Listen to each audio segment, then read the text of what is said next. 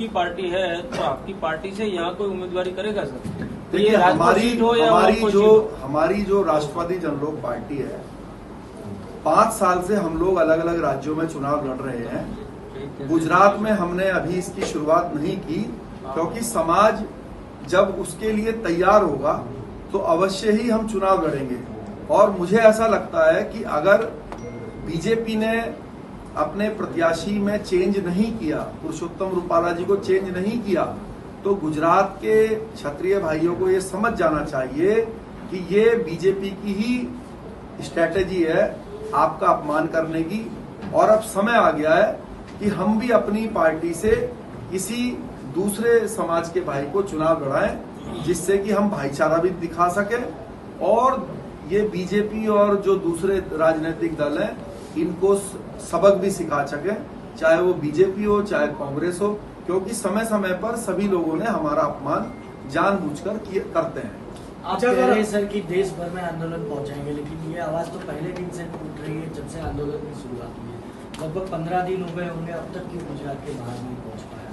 देखिए, आंदोलन कभी कभी चिंगारी का रूप लेते हैं और कभी कभी धीरे धीरे आंदोलन बढ़ता है। तो अब समाज जो है धीरे धीरे जागरूक हो रहा है। पहले आज सोशल मीडिया का जमाना है, लोगों को जानकारी चल रही है। इसका दूसरा रीजन ये भी है इसका जो स्लो आंदोलन चलने का, क्योंकि इस समय देश में चुनाव का माहौल है। तो हर राज्य का जो क्षत्रिय समाज है, कई क्षत्रिय जो मुख्य लोग हैं वो चुनाव भी लड़ रहे हैं, तो वो लोग अपने चुनाव में या फिर किसी प्रत्याशी के चुनाव में वहां पर व्यस्त हैं।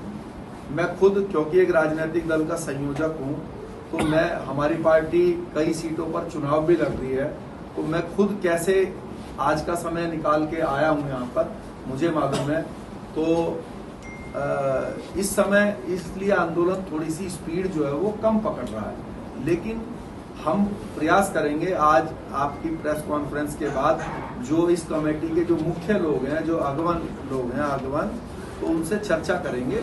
और मुझे लगता है कि आप बताइए, अगर हम कल कोई राजकोट से प्रत्याशी उतार देंगे तो आंदोलन का स्वरूप बदल नहीं जाएगा। अभी तक तो बीजेपी ये सोच के चल रही है कि अगर हम पुरुषोत्तम जी को वहां से नहीं बदलेंगे तो राजकोट का राजपूत क्षत्रिय क्या कर लेगा। वो सोच रहे होंगे कांग्रेस को तो वोट देता नहीं है ये, क्योंकि क्षत्रिय थोड़े राष्ट्र प्रेमी, राष्ट्र भक्त वाला विचारधारा का व्यक्ति है। लेकिन जब राष्ट्रवादी पार्टी आ जाएगी वहां पर, तो फिर तो मुझे लगता है कि वो चक्कर भी खत्म हो जाएगा। जैसे ही वो होगा तो आप देखेंगे कि राजकोट, उसी राजकोट की युद्ध भूमि में हम लोग रूपाला जी को जो है परास्त करेंगे और अपना झंडा जिता के वहां से आगे बढ़ेंगे। अच्छा, आप धंधुका जा रहे हैं? आप जो सम्मेलन है? जी बिल्कुल, हम लोग वहाँ 5 बजे जा रहे हैं। अच्छा सर, बच्चे नॉमिनेशन की शुरुआत होगी 12 तारीख से, 5 ही दिन बचे हैं। भाजपा का स्टैंड क्लियर है, केंद्रीय मंत्री की टिकट नहीं काटी जाएगी। सारे वरिष्ठ नेताओं को आदेश दिया है कि किसी भी तरह विवाद को खत्म किया जाए। देखिए, किसी भी तरह का जो अपमान होता है, अपमान को आप पैसों में लालच से डरा के अगर खरीदना या ध्वस्त करना चाहेंगे तो इससे ये जाहिर होता है कि आप एक समाज का अपमान करने के लिए आपने मन बना लिया है।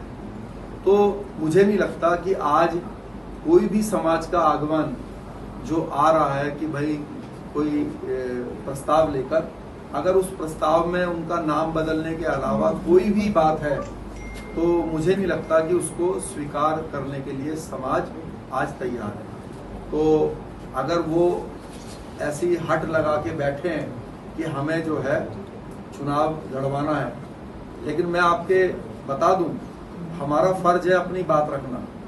मुझे पूरा विश्वास है कि इस अपमान करने में बीजेपी की ही रणनीति है, तो वो चेंज करें इसका मुझे संदेह है। क्योंकि अगर इससे रूपाला जी की गलती होती तो अब तक वो उसको हटा चुके हो। तो समाज को फिर तय करना है कि जब एक राजनीतिक दल ने अपमान करने का काम शुरू कर ही दिया है तो रणभूमि में हम उनको अपनी ताकत दिखाएं, जैसे महाराणा प्रताप ने दिखाई थी। महाराणा प्रताप जी को भी मनाने के लिए क्षत्रिय समाज के लोग गए थे अकबर का मैसेज लेके, लेकिन महाराणा प्रताप जब उनकी बातों में नहीं आए तो उन्होंने हर तरह का लालच दिया, कहा आपको दिल्ली की गद्दी देंगे, आदि देंगे। तो महाराणा प्रताप जी ने कहा कि भाई अब युद्ध भूमि में ही फैसला होगा। तो भाई लोकतंत्र की जो युद्ध भूमि है फिर उसमें ही फैसला कर लेंगे, जो जीते हारे उसका परिणाम तय हो जाएगा। अच्छा सर, आपने जो बताया आप सब सभा अपनी बात बताई कि आप आएंगे और सत्ता में आकर जितने भी समाज के लोग हैं, अन्य समाज के हमारे भाई हैं, उनके अधिकार उनको देंगे, किसी का अधिकार छीनेंगे नहीं और किसी को अपना अधिकार नहीं छीनने देंगे।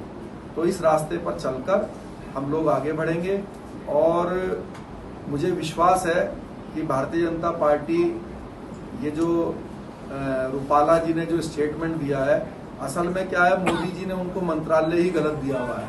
उनको एनिमल हस्बेंड्री जो विभाग दिया हुआ है वो खुद मुझे लग रहा जानवरों का इलाज करते करते कोई आत्मा उनके अंदर ही आ गई है, लग रहा किसी जानवर की, इसीलिए उल जरूर बातें कर रहे हैं। तो लेकिन क्षत्रिय तो जानते हैं सबकी आत्माओं को निकालना कैसे जानवरों की ठीक करा जाता है। तो मेरा ये कहना है कि जो रूपाला जी ने स्टेटमेंट दिया है वो षड्यंत्र भी हो सकता है। जैसे मैंने बताया, ऐसा नहीं है कि उनके मन से अचानक कोई बात निकल गई हो, ये उनकी पार्टी का षड्यंत्र भी हो सकता है, क्योंकि क्षत्रिय समाज ये देख रहा है लगातार कि 10 सालों से करीब लगातार बीजेपी की लीडरशिप में उनको कमजोर किया गया है और कमजोर करते करते आज ये स्थिति बन गई है। गुजरात हो या कई प्रदेश है, हरियाणा है, राजस्थान है और दूसरे राज्य हैं, जहां पे उनको शून्य पे लाने का जो है काम किया है, चाहे वो सांसद के रूप में हो, चाहे विधानसभा में भी उनकी गिनती लगातार बहुत कम कर दी गई है। तो ये एक षड्यंत्र है और समाज को अब जवाब देने की जरूरत है और हम, मुझे लगता है कि आज हम जवाब देने के लिए तैयार हैं। लोकसभा में अगर ठीक से हम जवाब नहीं भी दे पाए तो आने वाले जितने भी चुनाव होंगे उसमें समाज जो है अपने झंडे पर चलकर अपने प्रत्याशियों को लड़ाकर एक युद्ध भूमि, क्योंकि लोकतंत्र का जो युद्ध भूमि है वो चुनाव ही होता है, तो इसी युद्ध भूमि में जैसे क्षत्रियों ने पहले युद्ध भूमियों में अपनी जीत दिखाई है करके, तो वो दोबारा से जब वो बीजेपी को खड़ा कर सकते हैं। हमारे बगल में बैठे हुए हैं हमारे भाई साहब अर्जुन सिंह जी, अभी मुझे बता रहे थे कि इनके जो ग्रैंडफादर थे वो आज, तब तो बीजेपी बनी भी नहीं थी, तब जनसंघ के प्रदेश के अध्यक्ष थे। तो खड़े करने वाले यहाँ पर बैठे हैं। जब बीजेपी को बना सकते हैं विश्व की सबसे बड़ी पार्टी, तो अपना नया झंडा बना के उसको भारत की तो बना ही सकते हैं कम से कम। और 36 बिरादरी हमसे प्यार करती है, वो तो देख रही है हमारी तरफ कि कब हम अपना झंडा लेकर चलें और वो हमारे साथ साथ कदम से कदम मिला के चलें, क्योंकि उनको भी पता है कि असली न्याय करने वाले, सभी के अधिकारों की रक्षा करने वाला ये क्षत्रिय समाज है। तो पुरुषोत्तम जी से ने जिस प्रकार से 1 या 2 बार माफी मांगी है, उनका जो माफी मांगने का स्टाइल है वो भी सामाजिक नहीं है, उसमें भी जो है एटीट्यूड झलकता है, जो दुर्भाग्य है, क्योंकि लोकतंत्र में जनता ही राजा होती है। तो कोई एमपी, सांसद या मिनिस्टर है वो अपने आप को राजा समझने लग जाए तो उसकी गलतफहमी जो है वो जनता दूर करना जानती है। और राजकोट की जनता, गुजरात की जनता उनको सबक सिखा देगी चुनाव में, अगर उन्होंने हमारे जो इच्छा है, हमारी जो समाज की इच्छा है, उस पर जल्द विचार नहीं किया। आइए, घेराव करिए, केसरिया झंडा और की बात है। देखिए, मैं जो ये कमेटी तय करूंगी, मैं उस रास्ते पर चलूंगा। निजी रूप से कोई भी कुछ बोलेगा, मैं अभी उस पर कोई बयान देने के लिए, क्योंकि किसी ने कुछ कहा है, उन्होंने कहा है तो क्वेश्चन भी उन्हीं से होना चाहिए।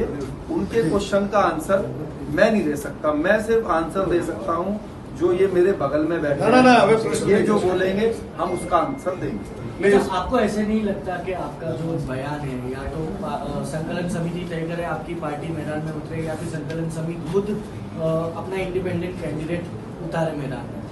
गुजरात में कभी तीसरा मोर्चा ऐसे भी सक्सेस नहीं हुआ है, सबने देखा है। उससे डिवाइड होते भाजपा का फायदा हुआ है। आपको नहीं लग रहा है इस तरीके की पॉलिटिकल लड़ाई से बीजेपी इजीली जीत जाएगी गुजरात में 26 सीट? देखिए, वोट कौन सा डिवाइड होता है ये डिपेंड करता है।